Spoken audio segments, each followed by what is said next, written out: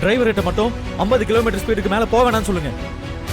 ஏய், அ, எதுக்கு இப்ப நீ ஓவரா பில்டப் பண்ணிட்டு இருக்க? என்ன விஷயம் சொல்றியா?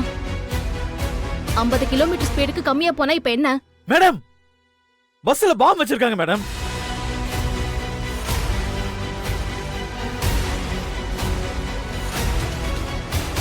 ஐம்பது கிலோமீட்டருக்கு மேல வேகமா போனா ஆக்டிவேட் ஆயிடும்.